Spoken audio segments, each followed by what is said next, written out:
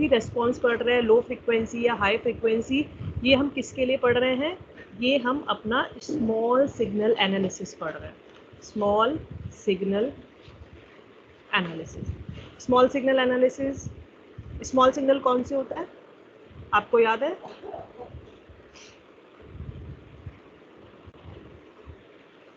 कौन से हैं small signal analysis? Small signal analysis आपके वो एनालिसिस है जहां पर आपका जो एसी वेरिएशन है, AC variation is nearly equal to your DC value. याद आ गया कुछ? सपोज ये 20 माइक्रो है एम्पियर, ये इसकी डीसी वैल्यू है किसी सिग्नल की, और यहाँ पर जो है नहीं sorry, AC variation is very less, I am sorry, very less या वेरी स्मॉल, ठीक है। जैसे कि यहाँ पर हमने करा कि ये कितना आ गया 22 और यहाँ पर कितना आ गया 18, तो कितना हुआ ±2 माइक्रो का आपका वेरिएशन हुआ, और आपका जो डीसी वैल्यू है वो कितनी है 20 माइक्रो। तो आपकी जो डीसी वैल्यू है और एसी का जो वेरिएशन है it is very less than the DC value. तो ऐसे एनालिसिस को हम क्या कहते हैं? स्मॉल सिग्नल एनालिसिस कहते हैं। और स्मॉल सिग्नल एनालिसिस में हम दो टाइप के एनालिसिस हमने डिस्कस करेंगे, लो फ्रीक्वेंसी जो हम पहले कर चुके हैं और हाई फ्रीक्वेंसी जो हम करने वाले हैं। Is it okay? कुछ बात क्लियर हुई अब आपकी? Yes ma'am. ठीक है। अच्छा, जब हमने लो फ्रीक्वेंसी एनालिसिस करी थी तो मैंने आपको 3 मॉडल्स बताए थे। एक तो था हमारा आरई मॉडल, दूसरा था हमारा एच मॉडल जो हाइब्रिड मॉडल हम जिसको बोलते हैं, या एच पैरामीटर मॉडल भी बोलते हैं।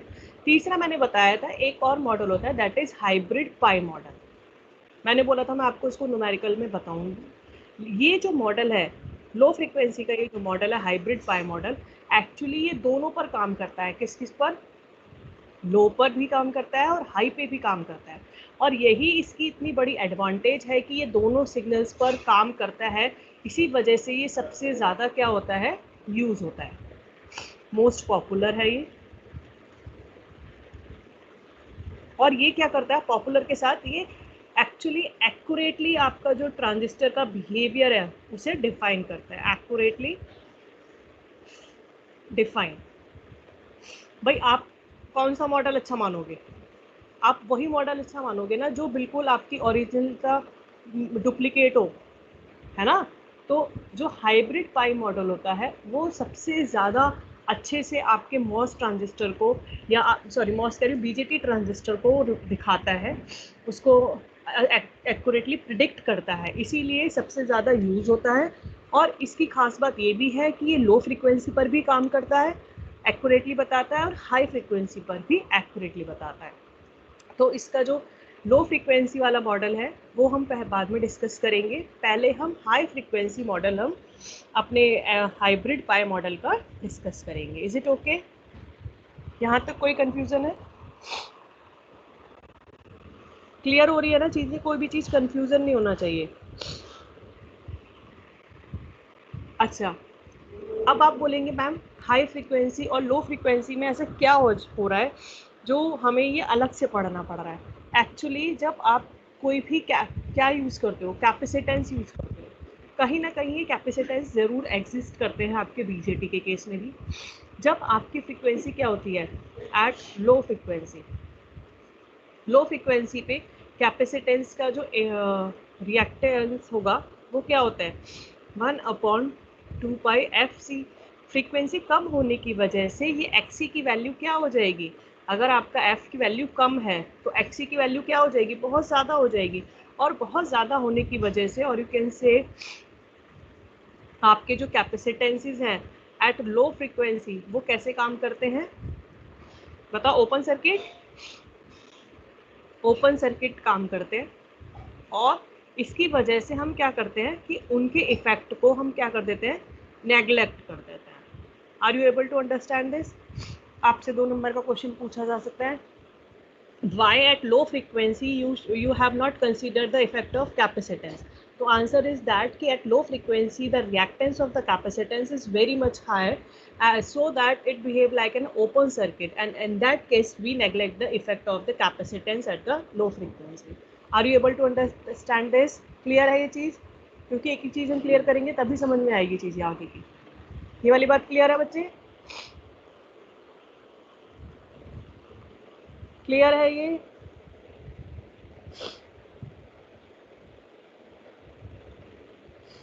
बताइए।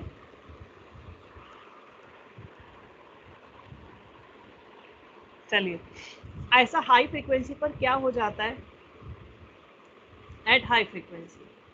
अब हाई फ्रीक्वेंसी पर क्या होता है कि XC is equal to 1/2 F सी।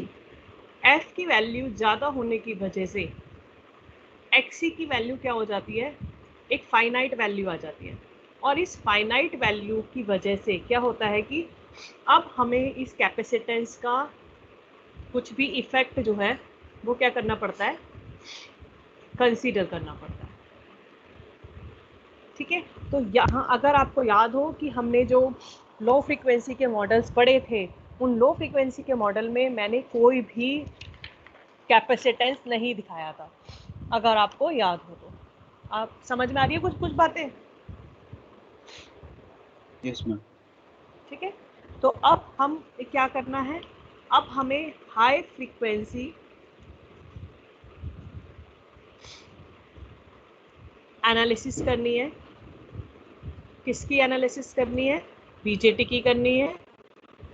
और इसके लिए हमें एक मॉडल यूज करना पड़ेगा, और उस मॉडल का नाम क्या होगा? हाइब्रिड पाई।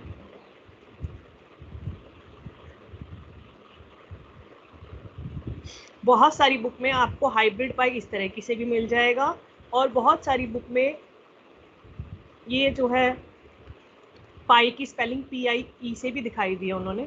और ये एक्चुअली 1969 ईयर में एक साइंटिस्ट है, उनका नाम जो है, उनके नाम पर भी इसका नाम रखा गया है। इट इज़ द GIO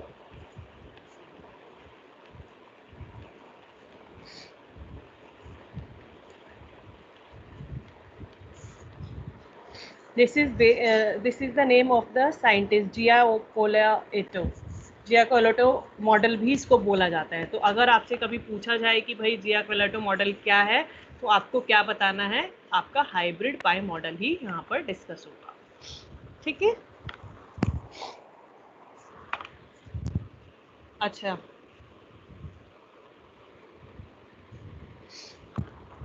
और यहाँ पर कुछ, अब हमने कहा कि हम हाई फ्रीक्वेंसी मॉडल कंसीडर करेंगे। तो जब हम हाई फ्रीक्वेंसी मॉडल कंसीडर करेंगे तो हमारे जो कैपेसिटेंसेस हैं वो यहाँ पर एग्जिस्ट करेंगे, और यहाँ पर हम कुछ कैपेसिटेंसेस यूज करने वाले हैं, that is the junction capacitances. Junction capacitance of BJT। One is your diffusion capacitance और emitter junction and transition capacitance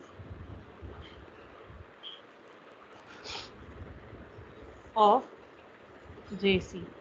ठीक है, बेसिकली ये कब प्रेजेंट होता है? Present in the forward biased. और ये कब प्रेजेंट होता है? Basically present in the reverse biased. ठीक है, तो बस हमें ये याद रखना है कि जब भी हमें हाइब्रिड पाई मॉडल बनाना है, तो हाइब्रिड पाई मॉडल के केस में हमें अपना जो है क्या बनाना है? कैपेसिटेंस का इफेक्ट कंसीडर करना है। ठीक है, वैसे जो हमारा जो पाई हाइब्रिड पाई मॉडल है, बार बार मैं हाइब्रिड नहीं बोलूँगी, पाई मॉडल भी हम इसको कई बार बोल देते हैं। हाइब्रिड पाई या पाई मॉडल जो है, ये हमारा कुछ कुछ H मॉडल की तरह ही होता है, बट वहाँ पर हमने जो नाम दिए थे वो H की टर्म्स में दिए थे। यहाँ पर हम जो नाम दे रहे हैं वो हम अपना, जैसे कि यहाँ पर मैंने एक नाम दिया है RB, जो कि जिसकी वैल्यू मेरा HIE की तरह होगी। मैंने एक आउटपुट रेजिस्टेंस R0 की वैल्यू की बात करी है, जिसकी वैल्यू 1/HOE होगी, जैसे कि हमारे हाइब्रिड में होती थी। ठीक है, और यहाँ पर जो आपका HFE होता था उसको हम बीटा से प्रेजेंट करेंगे। HFE बेसिकली आपका करंट गेन होता है। और अब हम डिस्कस करेंगे इसके कुछ इम्पॉर्टेंट पैरामीटर। ठीक है, पैरामीटर डिस्कस करने से पहले मैं आपको एक बार इसका एक स्ट्रक्चर भी बताकर दिखाना चाहूँगी कि आपका ये स्ट्रक्चर दिखता कैसे है। ठीक है, तो सबसे पहले एक बार मैं हाई फ्रीक्वेंसी मॉडल को ड्रॉ करके दिखाती हूँ।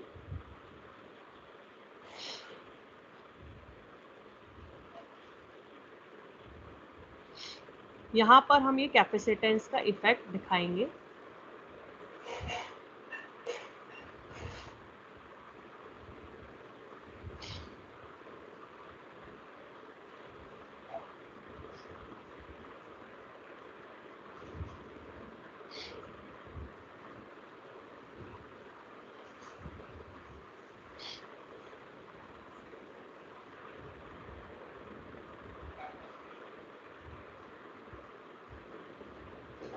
ठीक है, इस रेजिस्टेंस का जो नाम है दैट इज RBB डैश। इसका जो नाम है दिस इज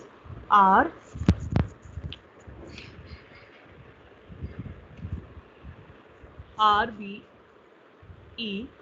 इस कैपेसिटेंस का जो नाम है दिस इज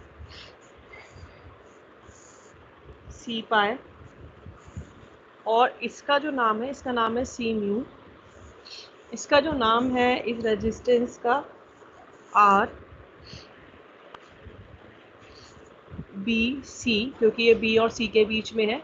यहाँ पर ये जो करंट है इसका नाम है GMVB। और ये जो रेजिस्टेंस है आउटपुट रेजिस्टेंस ये मेरा R0 है। आप देख सकते हैं यहाँ पर ये मेरा बेस है, ये वाला टर्मिनल, ये मेरा कॉमन एमीटर है, इसीलिए मैंने यहाँ पर इसको एमीटर दिखाया है। यहाँ पर भी कॉमन एमीटर होने की वजह से ये टर्मिनल ग्राउंड एमीटर है। और ये जो टर्मिनल है this is my collector terminal. Base के थ्रू जो भी करंट आ रहा है this is my IB current. Basically ये देख लीजिए, ये RBB ये आपका इधर है, ये बेस और एमीटर के बीच का रेजिस्टेंस है। C पाई जो है अभी बताऊंगी मैं। RBC जो है बेस और कलेक्टर बेस का रीजन है, सॉरी रेजिस्टेंस है। R0 आपका आउटपुट रेजिस्टेंस है। GMVB आपका जो है करंट सोर्स है। तो यहाँ पर RBB जो है this is the resistance that include the base contact resistance. मैं इसका एक और डायग्राम दिखाना चाहती हूँ, आपको उससे समझ में आ जाएगा।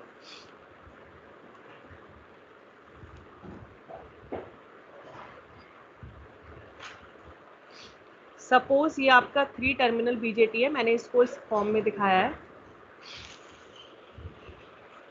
ये है इसका बेस, ये है क्या इसका कलेक्टर, और ये है क्या है इसका एमीटर। और मैंने एज्यूम किया है ये कौन सा है NPN है। मैंने इसको कैसे मॉडल किया है कि यहाँ से इस टर्मिनल से और इस वाले टर्मिनल के बीच में एक रेजिस्टेंस है ये RBB। बेस और कलेक्टर के बीच में एक रेजिस्टेंस है जिसका नाम मैंने दिया क्या है RBC। ये रेजिस्टेंस है बेस और बेस के बीच में RBB।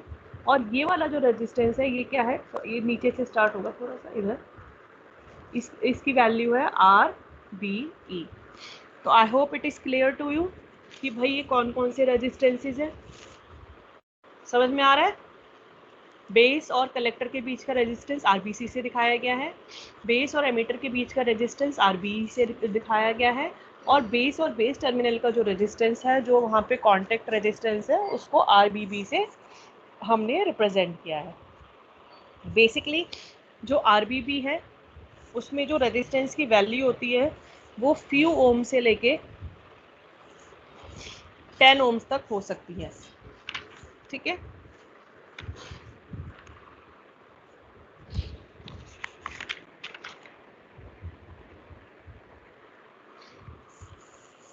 टेन ओम तक हो सकती है।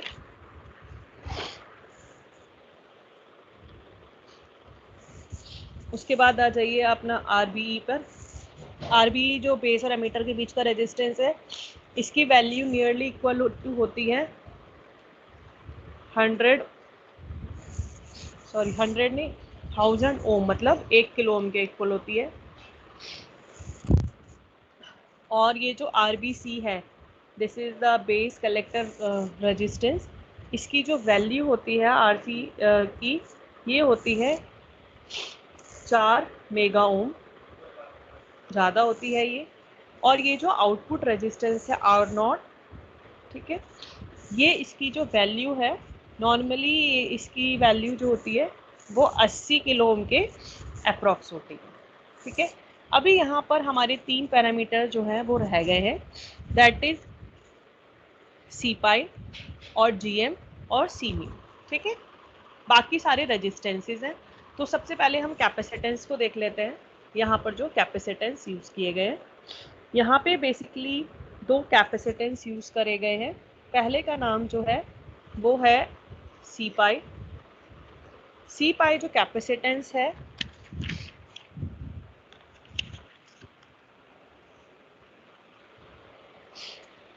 इट इज़ बेसिकली किस किस के बीच में आप देख सकते हैं, it is between the base and emitter. It is between the base and emitter, ठीक है। तो बहुत सारी बुक में आप को देखने के लिए मिल जाएगा कि सी पाई की जो वैल्यू दे रखी है इन्होंने, वो बेस और एमीटर कैपेसिटेंस के इक्वल दे रखी है, क्योंकि सिर्फ ये रिप्रेजेंटेशन का तरीका है। और सी पाई जो बेसिकली वैल्यू होती है, इसके अंदर भी 2 टाइप के कैपेसिटेंसेस आपके होते हैं। One is C D E plus C J E. अब ये सी डी ई क्या होता है और सी जी ए ई क्या होता है, मैं आपको बता दूं। सी डी तब होता है when the transistor is operating in saturation और in the active region, the minority charge carrier stored in the base region. जब आपका जो ट्रांजिस्टर है, यहाँ पर बता रही हूँ मैं, जब आपका जो ट्रांजिस्टर है कौन सी कंडीशन में है, या तो सैचुरेशन में है या फिर एक्टिव रीजन में है, तो क्या होगा कि जितने भी माइनॉरिटी कैरियर्स चार्ज हैं वो क्या होते हैं, वो बेस रीजन में आकर come to the base region और वहाँ पर स्टोर्ड हो जाते हैं। वहाँ पर चार्ज स्टोर होने की वजह से एक कैपेसिटेंस आ जाता है और उस कैपेसिटेंस का नाम होता है सी डी ई। और सी डी ई कैपेसिटेंस का अगर आप नाम कहें तो it is the diffusion capacitance, और sometimes it is diffusion capacitance, और sometimes it is also known as base charging capacitance, ठीक है। और इसकी वैल्यू भी होती है, लेकिन आपको इतना डीप में करने की ज़रूरत नहीं है, ठीक है। Next come to the C J E. C J ई जो होता है, ये बेसिकली आपका क्या होता है, it is base emitter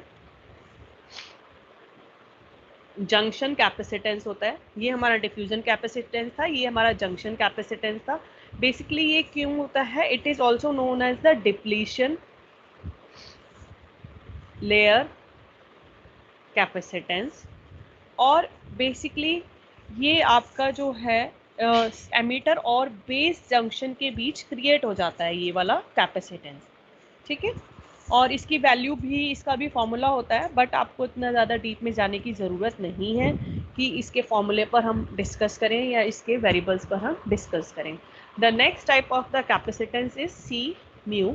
C mu आपको बहुत सारी बुक में आप देख सकते हैं। सी म्यू किस किस के बीच में एग्जिस्ट करता है, बेस और कलेक्टर टर्मिनल के बीच में एग्जिस्ट करता है। तो आप इसको क्या लिख सकते हैं, बहुत सारी बुक में बेस टू कलेक्टर कैपेसिटेंस भी दिखाया गया है, और इसकी जो अप्रॉक्सीमेट वैल्यू होती है वो 3 पिकोफैरेड के इक्वल होती है।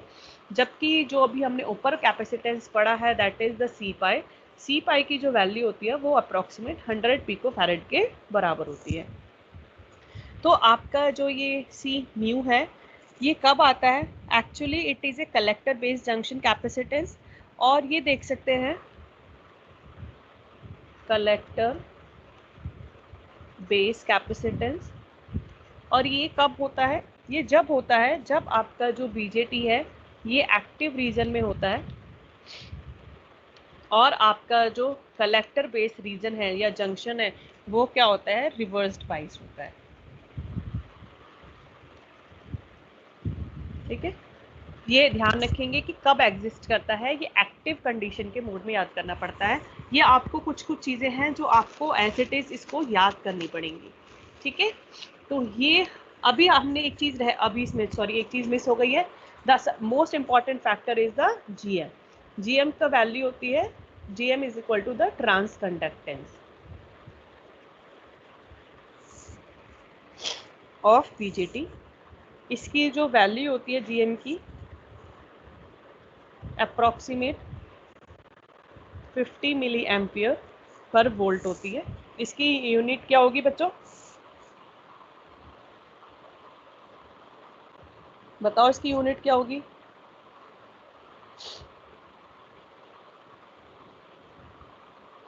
अब अगर हम बेसिकली जो जीएम होता है it is equal to del I C over del VB sorry VBE, ठीक है। ट्रांस हम इसलिए बोल रहे हैं क्योंकि ये तो हो गया हमारा आउटपुट साइड का और ये है हमारा इनपुट साइड का, ठीक है। Transconductance IC over VBE, ठीक है।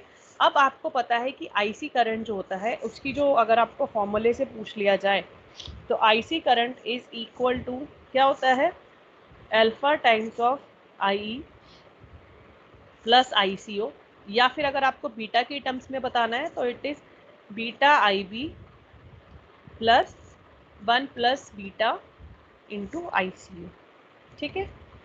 अगर आप इसको क्या करेंगे, इसको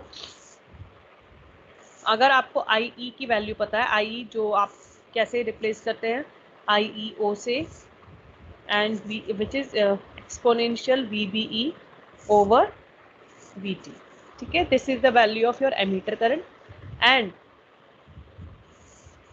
आप क्या कर सकते हैं, अब अगर आप इसको इसको डिफ्रेंशिएट कर दें क्योंकि आपको पता है आपका जो आई ई है वो बेसिकली किसके इक्वल है, आई सी के इक्वल है। और अगर आप यहाँ पर इक्वेशन ऐसे रख दें I C is equal to I E O into E B B upon V T और आप इसको डिफ्रेंशिएट कर दें with respect to V B, तो क्या बन जाएगा, ये बन जाएगा del I C over del V B which is equal to G M. And यहाँ पर क्या होगा,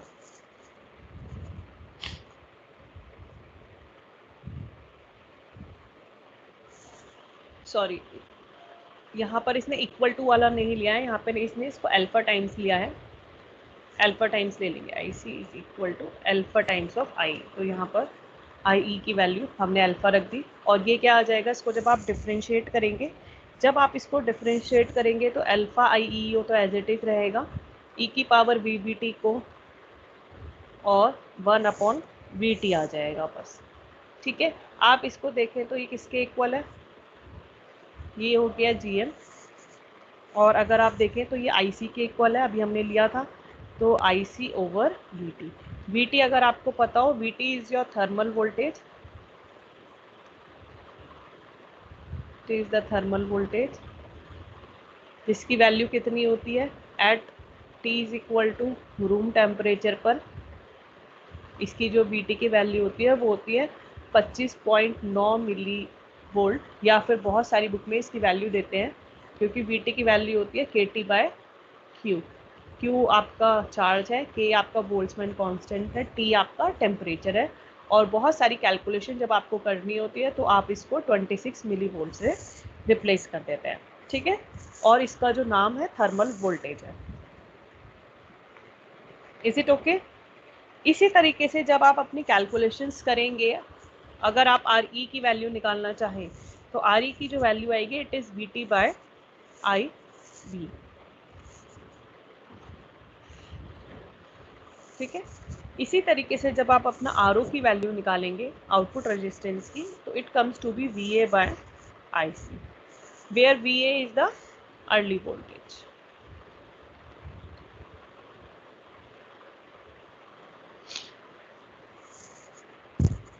ठीक है। अब हम बात करते हैं इनकी थोड़ी सी कैलकुलेशन की कि भाई कैसे काम करेगा, या इसमें अगर हम करंट गेन वगैरह निकालते हैं तो क्या होगा। जब आप इसको हाई फ्रीक्वेंसी के लिए कंसीडर करेंगे, हाई फ्रीक्वेंसी के लिए तो क्या होगा कि आपको कुछ जो वैल्यूज़ हैं वो आपकी यहाँ से इस मेन सर्किट से हट जाएंगी, जैसे कि आपका ये जो आरबी, ये हाई फ्रिक्वेंसी मॉडल अगर मैं आपको दिखाऊं तो आप यहाँ से देखिए, आपका जो है जब आप इसको एनालिसिस करेंगे हाई फ्रिक्वेंसी पर, सबसे पहले हम इसका एक करंट गेन निकालना चाह रहे हैं। हाई फ्रिक्वेंसी पर we are calculating the current gain. Current gain का जो वैल्यू है वो हमने दिखाया है कि A I is equal to the current gain, notation है हमारी नॉर्मल। एंड करंट गेन कब होगा? It is the ratio of the load current upon the input current, that is your base current, and the condition is that कि load resistance क्या होना चाहिए आपका, zero होना चाहिए, और there will be a short circuit. ठीक है, और आप क्या करेंगे, अपने लोड रेजिस्टेंस को शॉर्ट सर्किट कर देंगे। तो जब आप इसको शॉर्ट सर्किट करेंगे लोड रेजिस्टेंस को, तो आपका एक इक्विवेलेंट हाइब्रिड मॉडल बन जाएगा।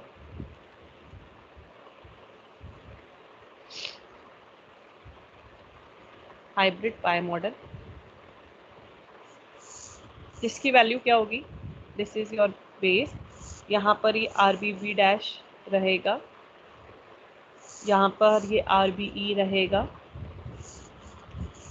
और ये जो है यहाँ पर ये कैपेसिटेंस जो है ये आ जाएगा, और ये आपका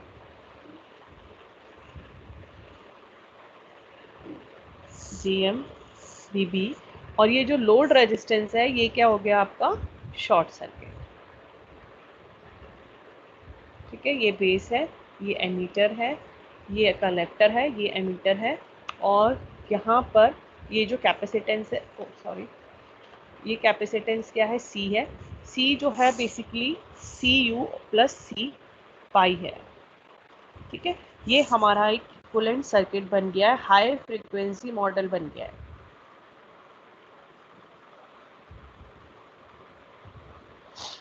ठीक है, आप देख सकते हैं हमने इसमें आरसीई को इंक्लूड नहीं करा है, to make our calculation simple. और आरबीई जो है हमारा मेगा ओम्स में है, तो हम इसको आगे चाहें तो इसको एक ओपन सर्किट की तरह, ये जो आरबीई है इसकी वैल्यू जो है आप देख सकते हैं किस में है, मेगा ओम्स में है। तो मेगा ओम होने की वजह से हम इसको ओपन सर्किट की तरह रिप्लेस कर सकते हैं। तो अगर आप देखें तो आपका जो सर्किट है ये भी हट जाएगा, ये वाला पोर्शन ये भी हट जाएगा यहाँ से, और जो नॉर्मल इनपुट सर्किट बनेगा वो आपका इस तरीके से बन जाएगा, सिर्फ एक आरबीबी रेजिस्टेंस और यहाँ पर एक कैपेसिटेंस, यहाँ पर आपका जीएम बीबी, और ये लोड रेजिस्टेंस नहीं है यहाँ पर। ठीक है, सी। अब आपको इनपुट साइड में अगर आप देखें, ये V है, ये E है, अगर आपसे VB की वैल्यू निकलवाई जाए तो अगर VB की वैल्यू निकालेंगे तो क्या आएगी, VB is equal to IB into the impedance between the B and base and emitter junction। ये जहाँ पे जितना भी इम्पिडेंस होगा, इम्पिडेंस अगर आप निकालें तो क्या होगा, ये RBB इंटू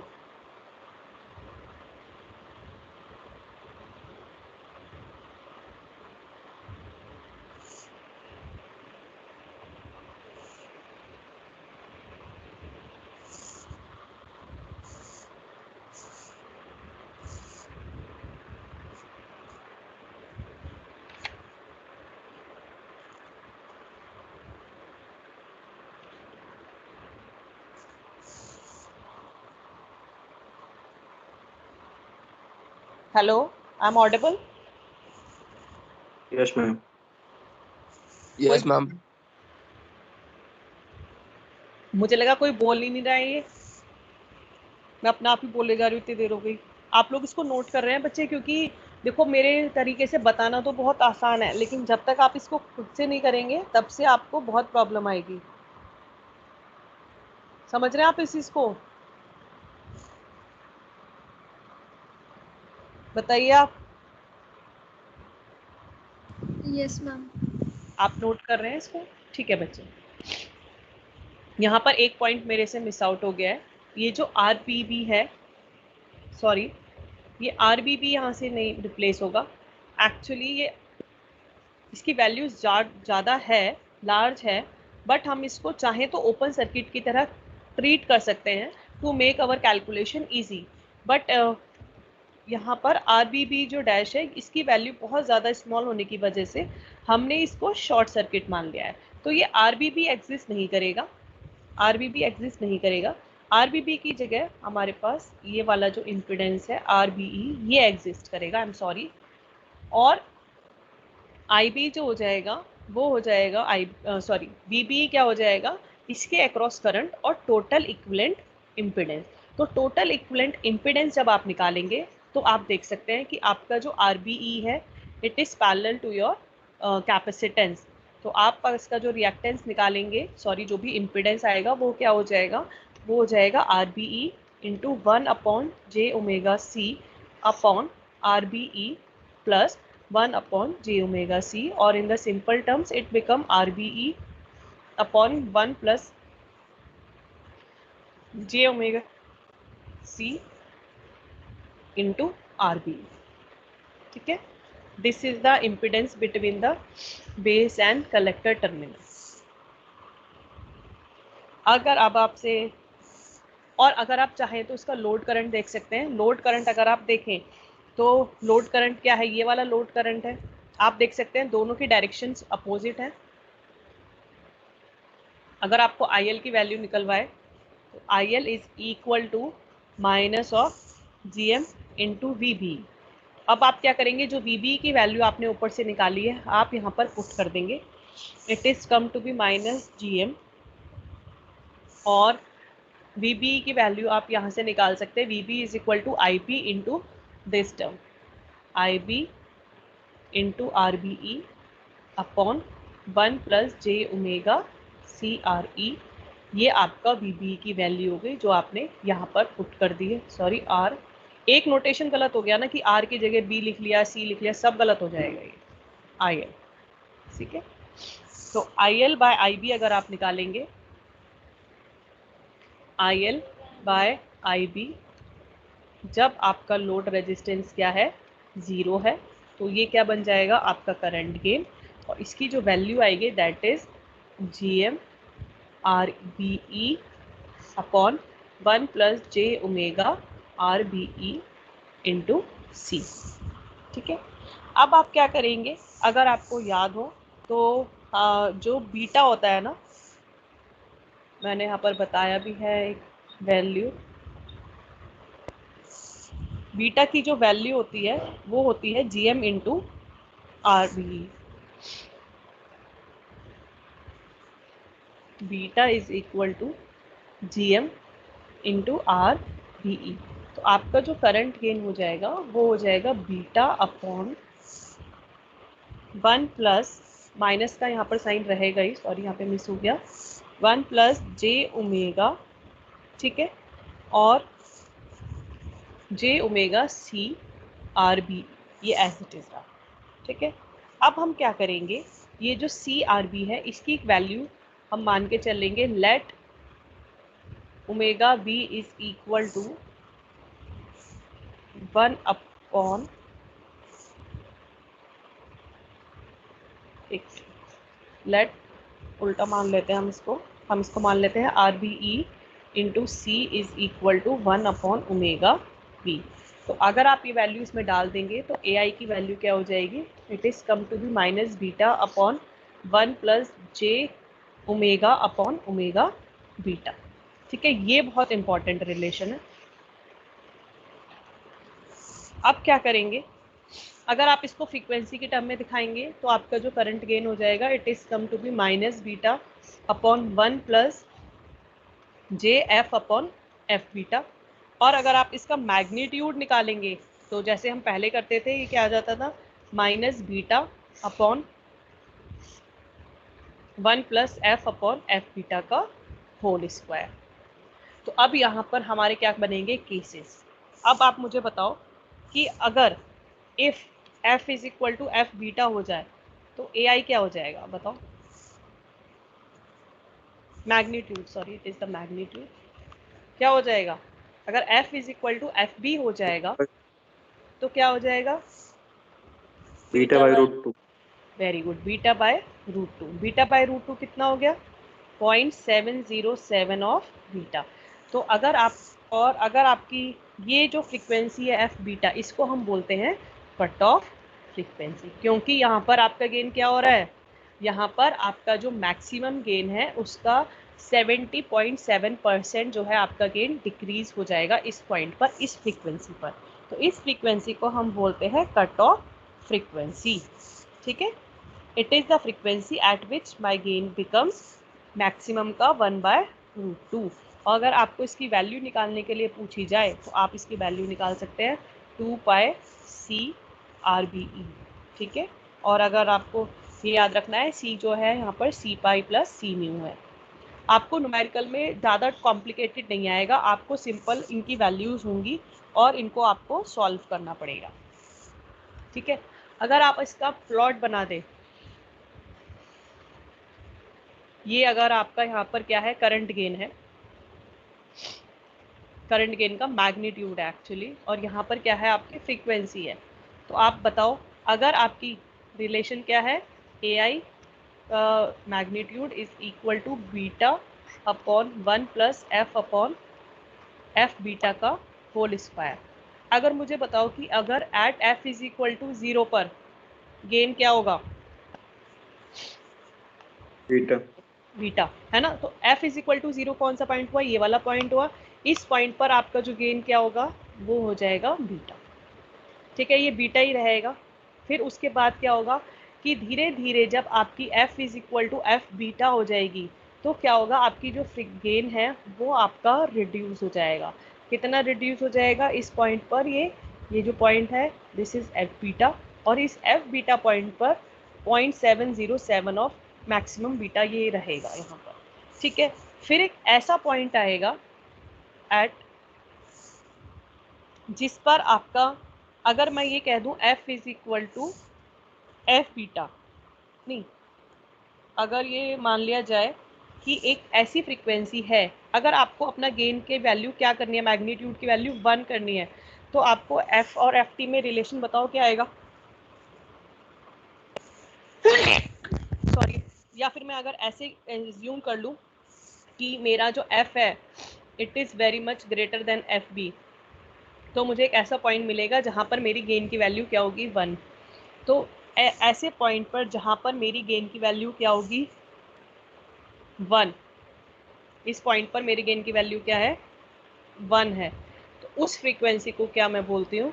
उस फ्रीक्वेंसी को हम बोलते हैं ft, और उस फ्रीक्वेंसी का नाम होता है यूनिटी गेन फ्रीक्वेंसी। नाम से ही समझ में आ रहा है, आपसे पूछा जाए यूनिटी गेन फ्रीक्वेंसी कौन सी है? यूनिटी गेन वो फ्रीक्वेंसी है जिस पर आपका गेन क्या हो जाए? 1 हो जाए। ठीक है, और अगर आप इसकी वैल्यू कैलकुलेट करेंगे तो ft की जो वैल्यू है it is comes to be beta times of fb। fb क्या है? आपकी fb कट ऑफ फ्रीक्वेंसी है, वो फ्रीक्वेंसी है जिस पर आपका जो गेन है वो मैक्सिमम का 0.07 रह जाता है, या 70% 0.7 रह जाता है। ठीक है, अगर आपसे ft की वैल्यू की कभी कोई कैलकुलेशन कराने लगे तो उसका सीधा फॉर्मूला बस आपको यूज करना है, that is gm/2π into c, और c किसके इक्वल है आपका? c π + c/μ के इक्वल है। तो अगर आपसे ft की कोई पूछ ले वैल्यू तो gm/2π c π + c/μ, बस ये फॉर्मूले आपको याद करना है। ये थोड़ा सा मुझे डेरिवेशन आपको बताना ही पड़ेगा कि भाई ये डेरिवेशन कहाँ से आया है। ठीक है, अब ये ft का रोल क्या है, ये ft इंपॉर्टेंट क्यों है? ft इसलिए इंपॉर्टेंट है कि ये हाईएस्ट फ्रीक्वेंसी है, इस फ्रीक्वेंसी तक मैं अपने, ये हाईएस्ट फ्रीक्वेंसी है, इस फ्रीक्वेंसी तक मैं अपने एम्पलीफायर को यूज़ कर सकती हूँ। It is the maximum frequency eight which still I can use my amplifier in with the greatest current gain. तो जैसे ही मैंने करंट गेन निकलवाया है, ऐसे voltage gain, input resistance, output resistance, ये सब चीज़ें आपको कैलकुलेट करनी है। ठीक है, तो I think it is time थोड़ा ज़्यादा हो गया है। आप लोग चाहें